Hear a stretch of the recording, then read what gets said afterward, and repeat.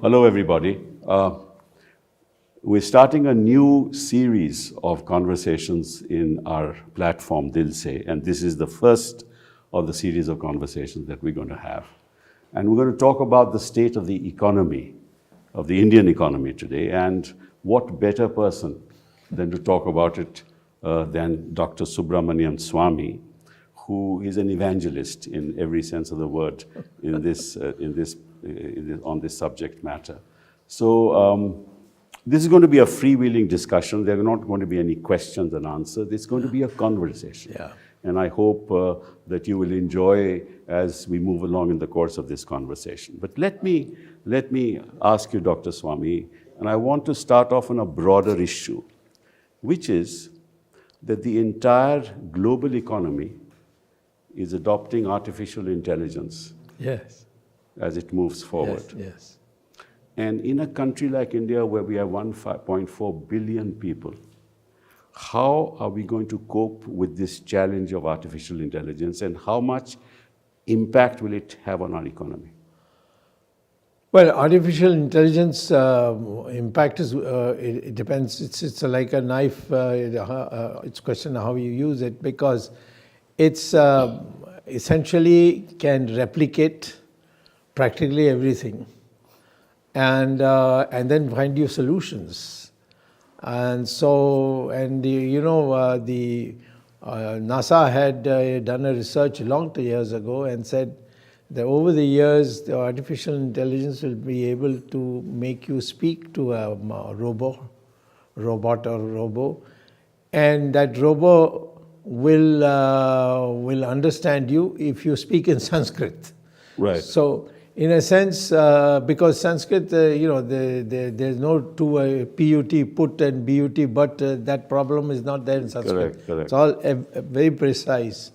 So, I would say that Indians, if they are properly educated now, they will probably be in the forefront, largely because of the population, the extent to which it can be used, and so on.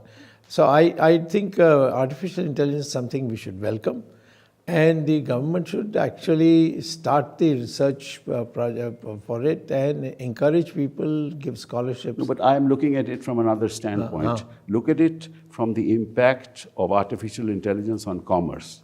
Yes. Right? That's another aspect of it. Yes, of course. The reason why the Western world is adopting it Yes. is because they don't have enough manpower. Yes. Right? Yes. And so if you go to a grocery shop today, Yes. you don't really need any manpower. You Yes. have your mobile phone, That's you can pick up anything, That's and right. you go out. That's right. Now that's fine for the Western world. Yes. Now we have manpower, and unless each child is educated Yes. in artificial intelligence, people are going to be unemployed in millions. Yep. It is that aspect that I'm worried about. Well, that is an aspect that you should worry about, but I think for us it's more the problem solving. To present a question, and the artificial intelligence, through the artificial intelligence robots, you will be able to get solutions. That's fine, but provided you are able to empower our children. See, what is this government? The point is, this is now confronting us Yes. as a big global challenge. Yes. What are we doing about it in India? That's the question. At the moment, nothing much. But there was a period when the whole computer issues, the software, everything, after all, software came because of the Y2 issue. Yes. And then That's 2000, the year 2000. Yeah, 2000. The 00 will take you back to 1900. Correct. So at that stage, it was the Indian research which got you the solutions. That's true. And I think what will happen is that even the West will have to depend on Indian scientists, and there are already many for their Indian benefit, scientists. though. Of course. But we can, as a consequence. But they haven't even thought about it. That depends on the leadership you have. If you have dumb leadership, then they will just give you a spin. You're saying that the leadership is dumb. Today's leadership is not. There's no scholarship in today's leadership. You have highly educated people who are leading Well, our they country. must have a spine to tell the Prime Minister who is not highly educated. I don't even know what he's educated in. No, we move away from, we'll go to commerce and move away from the field of education. Okay, now there's been a lot of talk, we move on to something else, on this $5 trillion economy, right? Listen, this was, at that time itself, I had gone public on it. We were $2.5 trillion economy. Correct. 5 years ago. That's correct. And he said, I'll make it 5 trillion. Correct. By 2024, 25. Yeah, in 5 years' time. But we have not even crossed 4. No, we just crossed 3 incidentally. Yeah, 3.6 or something something. in current prices. That's correct. That's not the same thing as constant prices. IMF says that you will reach 5 trillion by 2027. Something like that. Right. Assuming there are no crises in between. Yes. But by then it will not be enough to be 5.7 trillion. This country needs at least by the 2030 period, it needs to be in the 10 trillion. Well, no doubt about it. But there's another aspect to it which only you can throw some light on. So if you look at countries like Italy, Brazil, France, the UK, they were in the band range of $2 to $3 billion economies 10 years ago, right? Yes. And we were a little below that. Yes. 10 years down the road, we're just above 3 trillion. Yes. Right? But their per capita income population was is much higher. Yeah, because the population is much smaller. Much smaller. Now, compared to Italy, Brazil, France, and UK, our per capita income is just over $2,000. Yes, agreed. Right. Agreed. So there's no point in having a $5 trillion economy if your per capita income is going to be about 2. I wouldn't quite say so categorically. I would add a caveat to what you're saying. Okay. And that is to say that some of the investments we need are percentages of the GDP, irrespective of whether whether the population is large or small. Correct. And so when you have $5 trillion, a percentage of it is enough for India's innovations and other things for investment purposes. But it's not happened. No, that's because the focus is not there. It's most of it is in terms of saying this can be done, this can be done. Even $5 trillion, originally it was supposed to be in 2023. But today we are nowhere near it. It's less than 4 definitely in current prices, and in constant prices it may be just 3, as you pointed out, 3 trillion. Yes. And we have a long way to go. Yeah, but you look at it, Brazil, who is at the bottom of that ladder there, the country that I'm talking about, has a per capita income of $12,000. No, but what does that signify? It signifies that there is enough money in the economy for the investment. No, money is aggregate. Yes. I'm talking about aggregate. Aggregate means not per capita. You are talking about per capita. Correct. But if you have a $5 trillion economy, that's aggregate. No? Yeah, that's right. Right. That's right. Right. But as a but per it must capita, translate into per capita, no? that is only when you want the population to become less poor. But that's That's what I'm talking about. Of course, I'm not poo-pooing that. Yeah. I am saying that for India to accelerate, to raise the rate of investment, which means the rate of savings. Right. The question is that you have a large population, they save a small amount, that's enough to get your engine moving. Yeah, but this rate of savings, as you know, and you know the statistics much better than I, has come down. Well, you were telling me not to get into that aspect just now, a minute ago. Otherwise, Please. No, I would say that nobody in the present government knows any economics. Oh, I see. And it comes from bureaucrats. Even the ministers don't know. They only sign. So that's the difficulty. The PMO is actually... PM I've known the PM since 1972. I'm talking about PMO. PMO has a man who went to England and did some development economics. that doesn't give you, you need some mathematical training in order to be able to do the calculation to create a model.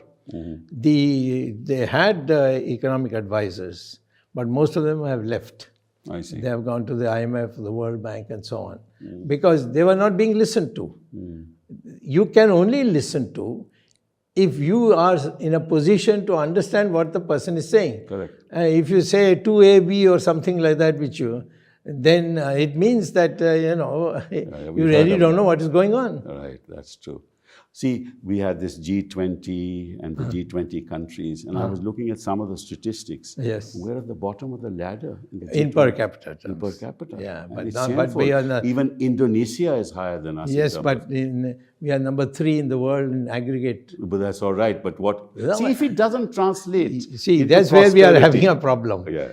I am saying that yes, what you're saying is very important for poverty and other issues. Yes. But I am saying for investment. I agree. But that investment is not happening. What's happening in terms of investment? I agree, that I agree. This is that, the problem. That part I agree. That's an additional part. Yeah. That yes, investment is not. It's like unless saying, you incentivize. It's like saying I have 5 crores of rupees in my bank. Yes. Right? And I Yes. have 6 members of the family. Yes. Right? The per capita income is high if you divide it from the numbers. Yes. But there is no growth happening because I'm not using the 5 crores in the right way. Yes, correct. This is the problem. Absolutely correct. That's the point. Absolutely correct. That's Yes. the point that That's the I'm point. I am also saying the same thing. You must know what to invest in. Right. And that, you see, suppose today you look at America and see the interest rates on loans that people take from banks, just 2%. That's correct. And we are doing it at 14%, 13%.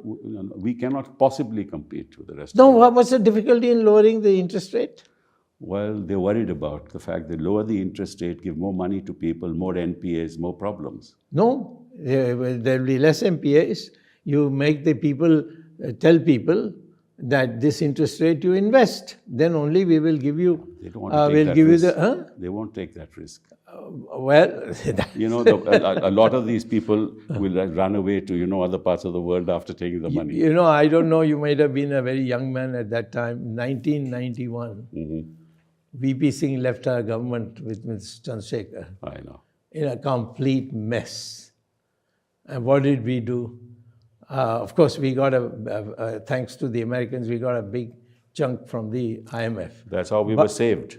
Yeah, but we invested it. Yes, we did. And then Mr. Rao came, and he transformed everything. No doubt about it. So I'm saying today also, if like Mr. Rao, you bring about change and provide incentives for people to invest, not to tell them to do it here or do it there. No, but we are moving. I mean, I think this government is moving away from investment and more into giving freebies to people. Yes, they think that this way they'll get votes. Yes. So they are not worried about the economy. No, they're not worried about the long term. Absolutely. So they're more worried about politics. That's right. So that's very serious because it is serious because there's no one there to tell them that this is not the way to do it. So the real transformation of the Indian economy took place during the 90s. When Narasimha Rao was in power. Narasimha Rao and Manmohan Singh followed it up. Although he has got no credit for it. Yeah, I don't think but I believe that we are told that the history of India has actually commenced from 2014 and there's nothing that happened prior to that. The history of India, of the economy going down. I'll tell you this. Okay. At some stage when you get time. Okay. Write down the growth rate. Growth rate, because we are focusing not on per capita. No, we're not. Growth rate GDP from 2016 and plot it. Yes. Growth rate from one year to another and plot it. Or you read my book. I've read it. Okay, in that there's a graph. Yes. And we are coming year by year down. That's correct. In 2020, before the corona, and the first quarter, the growth rate was only on an annual basis 3.5%, which was the Jawaharlal Nehru period growth rate. Hindu rate of growth. In the Hindu rate of growth, truly belonging to the Hindu rate of growth. Now, after that there was a boom down That's true. because of Corona. Yes. And then to climb back and then go, they are not pointing out that the present 6% and all that they claim, we have still not Yes. Reach that 3.5%. That's right. You're right. You're right. So the Because problem is you're starting from a very low. yes. The problem is, my friend, the newspapers are not reporting. The only paper that has published this kind of thing is the Hindu, which published my article. Right. How many people read English, you see? Newspapers are not publishing it. And they every day come out 6%, 7%, 8%. Yeah. Is it current prices? Is it constant prices? Even that they don't tell you. And they tom-tom about it. See, yes. The fastest economy in the world. Yes, That kind of right, thing. I've seen the finance minister. Yeah, they say the IMF is supporting it. IMF is now changed. They've started telling us you are heading for a crisis. Yes. And there's only now. That's on the public debt issue. Yeah, the other, quite right. Because public debt is all that they are doing. Yes. They are collecting money by falling on public debt. They say now that they are borrowing, but in the midterm, yes. Our public debt will be higher than the GDP. It is already higher in my opinion. No, they say about 80% today, but it will be more than 100% in the medium They may term. have excluded some things also. But anyway, see, I am also of the view that the Indian economy is so well structured relatively to other countries, particularly African, Asian countries, even China, that we can turn it around. Of course we can if you have people like you there. Or you. I mean, you're a Harvard guy too, you're like me. So, and you know the law, so you know what things you can do and you can't do. They know how to break the law. Huh? And then say that we haven't broken it. Yes, that's right. Okay, let me move on to another very interesting area, I think, of the economy, is that you have a country in which the service sector contributes 70% to the GDP. Today, that may not be as Or high at as 69, 68%, something like that. Anyway. And the manufacturing sector Yes, contributes 20, around 15, 16, 17, 15%. 15, That's 16%. Right. That's right. And the balance is agriculture. Yes. But most of our population is in the rural areas. So really a small percentage of people in this country are generating economic growth. Yes. Right? Yes. What does it tell you about the future of India? Well, this is a very small number of people did the revolution on all the electronics that came in the 90s, you see. But that's nothing. That's not happening. That's what I'm That's asking. not happening because there's no motivation. I'm honestly telling you, people are, so much migration has taken place, nobody is pointing out. So many people have started going out of the country, nobody's reporting. I know them because I see them from 1.5 million people. They are, Yes. and they're all educated. Yes, that's true. You know, the Americans don't have to pay for their education. We give them already made. And the Indians adapt very fast. So, all that is happening today, and I am saying this because as a patriot, I think I should bring it out because others seem to be, in my party, a little scared that something might happen to them. Okay, so therefore, and I'm, being a wild man, I've been through the emergency, I've been through so many things I've got sacked from the IIT where you played a role to get my money back. So I would say that the real problem today is the fact that people are afraid to express the truth. And the newspapers are being told what they can publish in economics and what they can't. But unless the manufacturing sector grows and we get earnings That's through very export, easy. All you have to do is lower taxes. but it's growing at 1.6% today. Naturally, what is the incentive? You tell me, unless you tell people that 95% of your profits you will keep and as long as you reinvest it. We won't tax it. You will see tomorrow people, putting up factories and so on. So what you need actually is liberalization, internal liberalization, Narasimha Rao proved it. right, of the Indian economy, Prove which is it not again. happening. It's not happening. Nobody's even wants to take Narasimha Rao's name. He should get at least Bharat Ratna. He should get in this January. See, what I was worried about, and I was looking at some data, that all the investment is coming in, which is backed by global companies. Yeah, Right? that's right. So all the FDI is coming in, Yes. also backed by global companies. Yes. And all the profits, though the investment is coming in, Yes. the profits are being generated for the global companies. Yes. Right? Absolutely. Absolutely. And the result is that the capital accumulation, which should take place in India, Yes. right, in Yes. the economy, that's not happening. Absolutely. This is there in the numbers. We were once upon a time 36% of the GDP. Yes, We were saving and investing. Today it's less Today than is less than 27. correct. That's correct. I mean, it's never happened before. Right. And that's why the public debt. That's right. And you make it up by just printing money. Exactly. You know? So this is very got it. worrisome. China did it through manufacturing. Yeah. We can't do it through manufacturing. No, you see, the question is we don't need to, because we have a service sector which is in big demand anywhere, That's because the correct. wage rates are so No low. doubt about it. So I don't think we need to copy China. No, we don't need to. But I see, the point that I'm making is you're right. The service sector can do it. But we need a liberal economic structure to allow that to happen. Yeah. People should be rewarded for what they're doing. Exactly. Yeah. And that's really not happening. Yes. Now, this takes me to the point of poverty. Yes. The huge disparities of income. Right, 800 million people living at 5,000 rupees a month. Yes. Right? So actually the Indian economy is dependent on the 250 million people. Well, I would say the way to remove poverty is not by evening out the inequalities. It is by generating employment. How do you do that? It's very easy. All you have to do is to tell them that, take for example, where there is no factory, you set up a factory.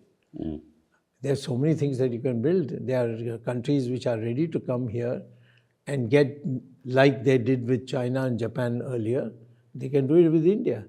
But all our taxes, what was that tax thing that they introduced, which I was alone opposing in Parliament? Which was that?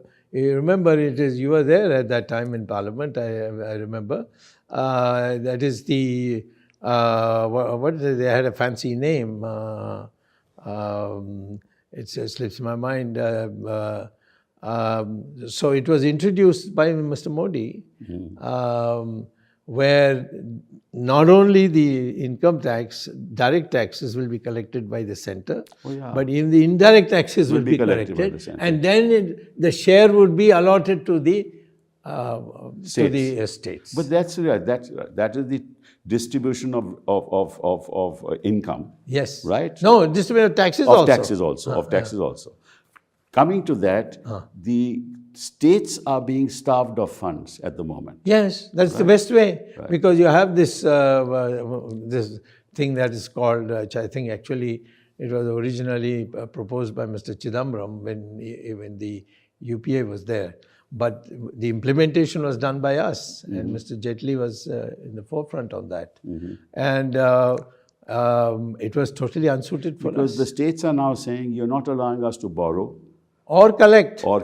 Yes. Right? You collect, and you collect over and above, you collect the cesses. That's right. Right? And you collect other things. That's so our share to the total amount has come down to 28% instead of the 41% that the Finance Commission directed. You got it. Absolutely correct. Absolutely correct. So this is what they are crying and say, how do we develop? See, unless states develop, the country cannot develop. Absolutely. So there has to be complete decentralization. Yes. And in fact, the states are not even able to employ people for those collections, because this center has its own cadre, which they want to politically control. Now, this is the double-engine Sarkar concept. I want a double-engine Sarkar means union will be there in the states as well as in New Delhi. Yes, that's right. That's right. It's something very. Then why have a federal structure at all? You see, the advantage is that there is a social change that is taking place, which is making economic performance or lack of it not so important. That's the problem. And that is the mandir and temples, this kind of It has thing. nothing to do with economics. Nothing to do with economics, but people are. But So you must do both. Ultimately, people will realize Yes. that even though the Ram Mandir is built, and that's a great thing, Yeah, we need food on our table. absolutely. But what we need is both.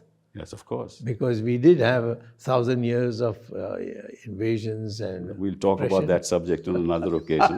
We may have a difference of Yeah, opinion. of course we are bound to. We should have, otherwise it will be not interesting. Now, let me come to the last issue of the MSME sector. Yes, I personally think, it's very sad. yes, They don't get any benefits on money. The way they have to collect is the same way as even the rich companies have to do it. They just go to the market and get money for it. They have no support on marketing, which is the most important thing for MSME. Marketing should be there should be an agency created that anything MSME produces with subject to good quality will be provided in markets by a agency which set up by the government. I agree with you, because at the moment they are starved of capital. Yes. There's They don't get capital because Right. you go to court. There's a huge skill and technology gap. Yeah, that's Right? right. Yes, Right? absolutely. So this is a big problem. Yes. And there is insufficient infrastructure. Yeah, and you got labor which is so cheap, Yes. which would create miracles for your country. Absolutely. And there's a The complex, Japanese have proved it earlier on. I agree. And there's a complex tax structure for that. That's right. Which also needs to be That's changed. right. It's a headache, yes. So if the MSME is not, and it's actually they're dying. Yes. The MSMEs are Yes, being I taken know over. the proportion They're dying. of contribution has gone down. And they contribute 30% to the GDP, Yes. right? Yes, as of now. As of now. If they die, Yes. Right. Oh, there'll be tremendous unemployment. It's tremendous unemployment. and I'm worried about that. You should be. Before we end this discussion, Dr. Swamy, let me ask you, Yeah. what would you do if you had anything to do with the reins of power in 2024 for the Indian economy? I will start by abolishing income tax. There will be celebration all over the country. You will lose a very small proportion of the total state income. Very small, 6% or something. And that money, they will put it into investment. Because now there's no income tax. So you don't have to explain, where did you put the money, how did you put the money. You will find that people will invest in ordinary housing and not luxury housing. Because in the luxury housing, they put all their black money, which they have avoided. So I would begin with the income tax. Then I would lower the interest rate on the loans that you give to 6%. It's presently it's 12%, 13%. And which is, in America, it's only 2%. And I'm not saying do to 2%, but 6%. You will find ordinary people building, repairing cycles, that kind of people will go and take money and open a shop so that, it's available. So there will be employment generation also in that. There are many, many ways. I've written this in a book and I am ready anytime. What about people employing labor and getting a tax deduction on it? Absolutely. Not directly that way. If the company provides the children of the worker education, the fees for that will be paid for the company, by the company, and get a tax exemption. So that increases possibilities of employment. Then. That's right, employment, and you get the youngsters who come there, they will be much better educated than their parents. Well, thank you, Dr. Swamy. It's been a great conversation. And I would add one thing more. You and I should be in the government. That sounds impossible, but be that as it may. Upar wala ki marzi. Okay. All the best. Thank you very much. Okay.